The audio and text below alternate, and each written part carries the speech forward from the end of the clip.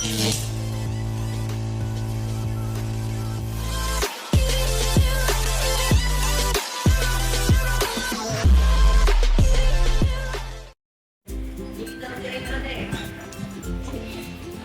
guys! Welcome to channel ng Jinka ko. And we're about to tell a story about sa bahay na to. First, dito muna tayo sa labas. Itong mga ano ko. Hindi talaga siya dito. Actually, doon siya sa terrace. Sinong siya? Kasama to. Itong mga kapuan na to, hindi siya dito sa terrace. Ay, hindi siya dito sa labas. Doon siya sa kalagay. But, our lolo, or my lolo, which is father of my tito, binaba niya to para in case na may mga bisita, may mga upuan at matatangkalan. Dito. Mahilig mag-wallet si lolo kasi ito nga, yan, puno ay malaki dito sa harap ng bahay. So, lahat ng tubo, minsan pag super hangin, dito siya napupunta. So, ang ginagawa niya tuwing morning, bukod sa bintana, pinapatay ng ilaw, bawal siya dito sa part na to. Hanggang sa likod, dito yung mga sampayan. And ito din yung sampayan. So, maglaba, gano'n. And also, ito din yung part niya na nagdidilig. Gamit ng husband. Yung ginagamit niya pandilin. Yun din yung pantawag niya sa mga tao pag nilapagsunod. So, pasok mo na tayo. Hi, Dad! Hi, Dad! Nag-vlog kami. Hi, Dad! Joe! Later. Later lang. So, naman sa aming bahay. So, as you can see, andito yung sala part. Bale, ito kasi nagiging divider na itong space dito sa baba. Ito yung sala. And also, this is the dining area. And specifically, itong upuan na to, or itong sofa na to, anong pwedeng itawag, dito yung laging nakatambay si Lolo. And dito siya tutulog, dito siya sa cellphone, whatsoever, dito siya kumakanta pag nagpapatugtog siya ng malakas. Then, ito yung TV niya. Yung TV niya, napagtsatsagaan niya pa to. Okay pa siya. Good condition pa. Minsan lang talaga, pag nag-TV siya, walang sound. And ito yung ginagamit na nun. Ito yung mga upuan na to. Dito yung mga damit na pinadala ng kapatid niya. Kasi minsan, pag tinatawag na siyang maglaba, gano'n, nag-stock siya dito ng damit, tapos dito na lang siya kukuha. And dito, nakikita mo dyan dito naman sa table part na to. Ito yung lamp. Favorite lamp niya to. Tsaka yun. And then, ito, yung mga parang, anong tawag dito? Medicine kit. Mga ganon, medicine kit niya. Para, every time natatayo siya, malapit lang sa kanya yung yung pagkukuhanan niya ng gamot. Ganon. Ayun, dito naman sa dining area. Minsan lang kami kumain ni Lolo dito kasi most of the time kumakain talaga siya sa table niya. Ang nangyayari pag kumakain kami sa bahay, ako lang ang nandito sa dining area. Tapos siya doon. So, sabay pa rin kami, but di kami magkatabi ng upuan. Ano ba? Favorite niya yun. Favorite niya yung kettle. Kasi every morning, nagka-coffee siya and parang ayun nga, coffee addict, hindi mabubuo ang isang araw nang walang coffee. And then, dito naman sa part na to, dito sa wall na to, di ba, syempre may clock. Convenient yan sa kanya kasi nakikita niya kung anong oras na gano'n. Kasi dito lang naman siya. Dito sa part na to, ito yung mga stock. Ito yung gas, Ito yung dito talaga nakalagay lahat ng, namin, baso. So, dito yung mga panlaba, yung toothbrush, yung kahit anong stock. Pagkain naman dito. Tapos dito yung mga pinaglagyan ng appliances. So, sa likod ni Tito Dayo, dito, which is dito, the iconic ref. This is the very iconic ref. Kasi, ito yung pinalit sa luma naming ref. Actually, kinuha lang ito. Kinuha siya. Hindi ko alam kung binayaran na doon. Kinuha siya sa likod. And, ayun, substitute. Ito na yung pumalit sa ref namin na napakaluma. And kung mag-ref tour tayo, syempre wala siyang laman.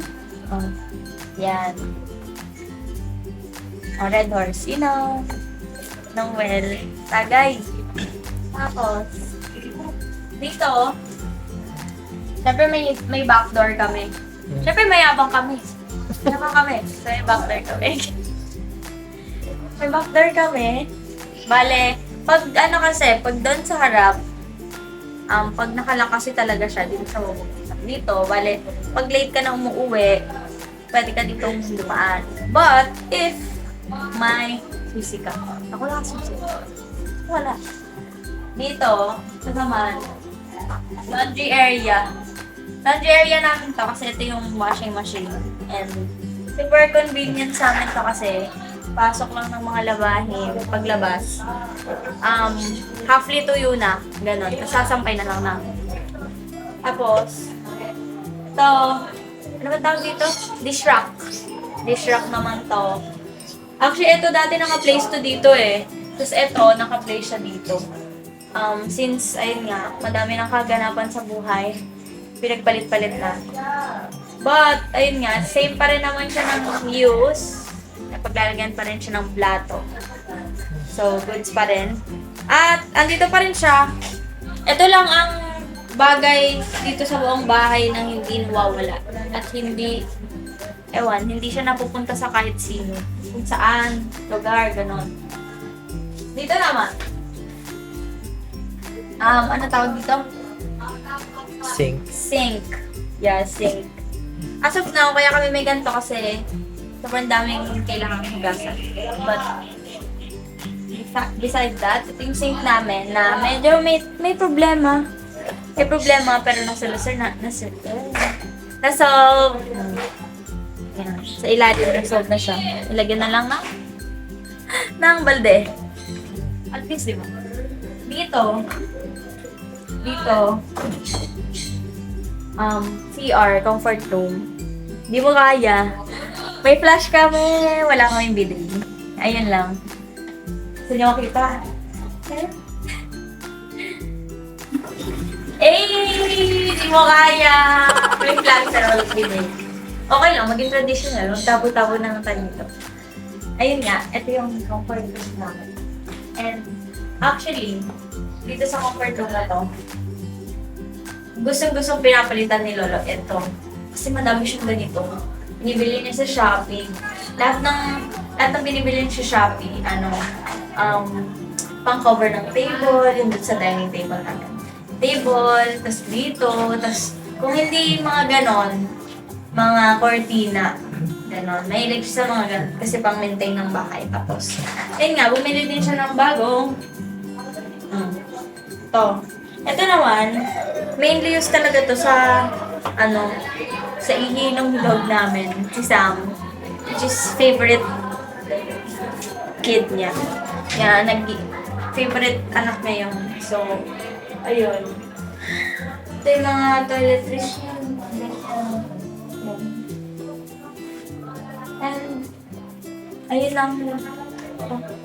Ayun lang last CR. And dito, sa taas, dumating na akong ganyan. Umalis na akong ganyan yan.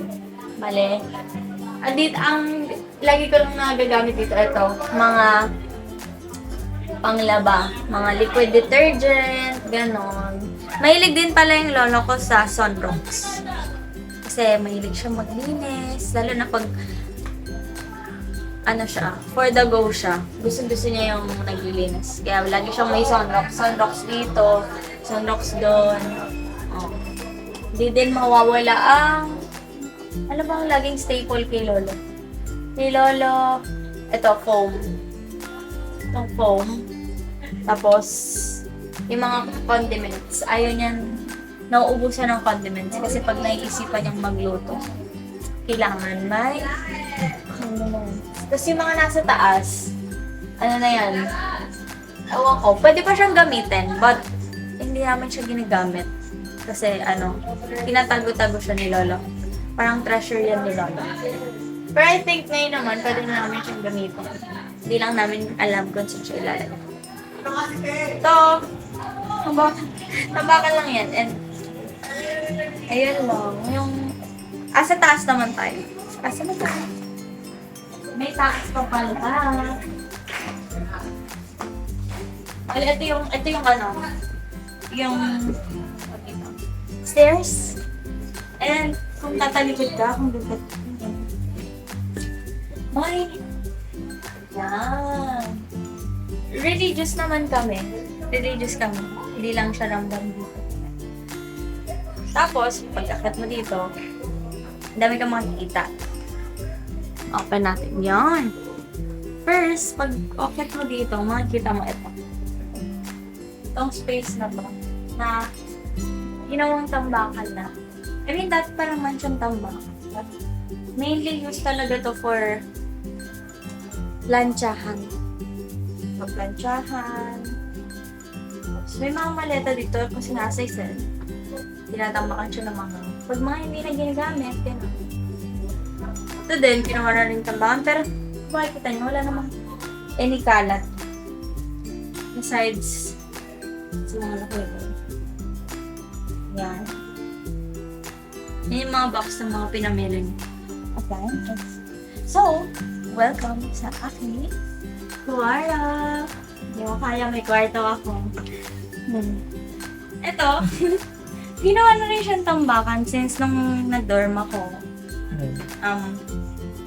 Dito na nilalagay mga hindi ginagamit. Although mga gamit ko pa rin yun. But ayun nga, hindi ko naman na-expect na pagbalik ko dito ay ganito na sila. Pero yan nga, ganito lang siya kaliit. Kasi ang kwento sa akin, ginawa lang to talaga. Baby pa ako. Di naman nila expect na lalaki ako. Lumaki ka ba? Lumaki naman ako. Hindi, naman, kahit sa paano. Ito yung cabinet ko. Ito, ayaw tong itapon niyo. Kasi, since kahoy, tapos cabinet, parang alam mo yung very traditional or very sentimental. Yun yung value nito. Kaya ayaw niyo itapon. Siyempre, wala akong choice as a very masunuring ako. Ginamit ko. Walang nasayang kahit isa. And also, kudos kay Lolo kasi ang ganda ng flooring. Ang ganda ng flooring. Pagdating ko dito, dati hindi ito ganito.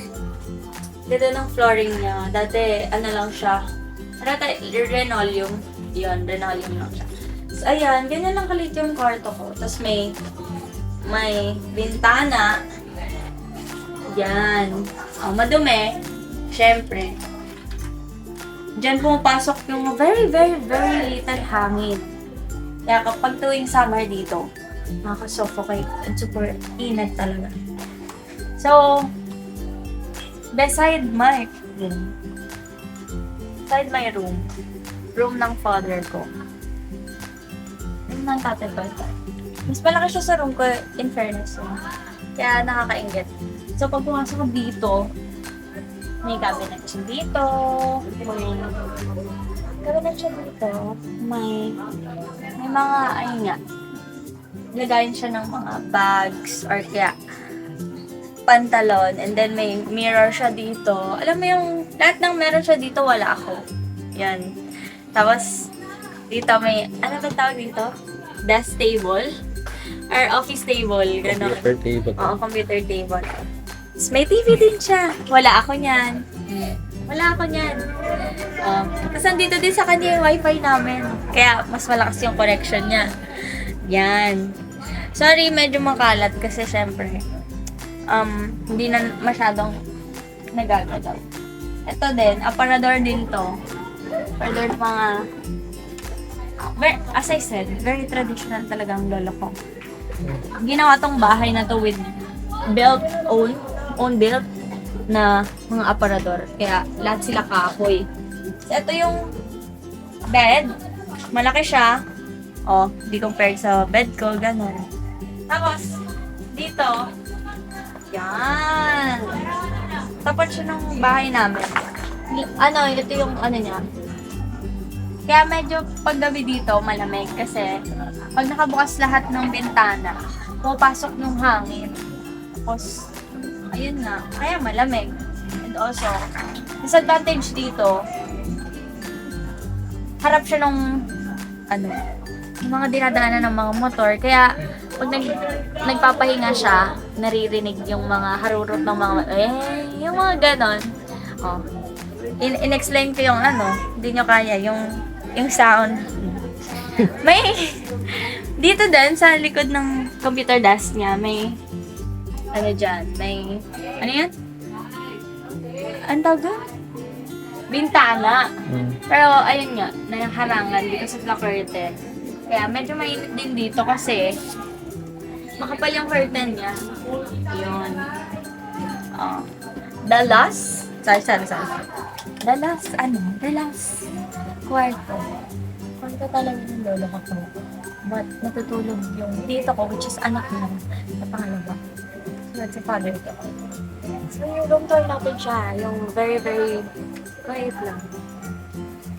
Ito yung kwarto ng lalo. Ito yung kwarto natin. So, malaki siya.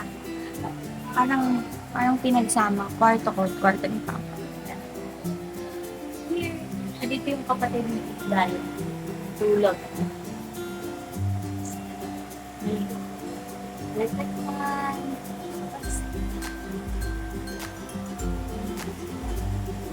As I've said, traditional yung dala ko. Very own built. Ako na doon. Ako, ito yung bed niya. Ano naman to? Ano yun? Malambot naman siya. But, lumano. Yeah. So, binuksan mo to. Binuksan mo to. Labas na ito. Terrace.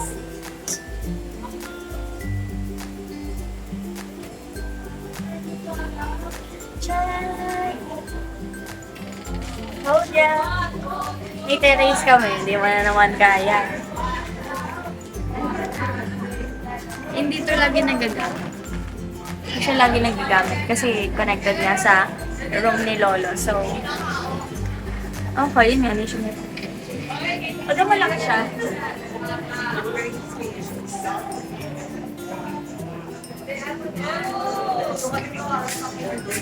So, ayan ang ating room tour. Makikita niyo naman, this house is full of memories. Kaya, hindi kami pwede palis. Yan lang ang masasabi. Anyways, guys, this is the end of the video. I hope you enjoy our house tour. Wow!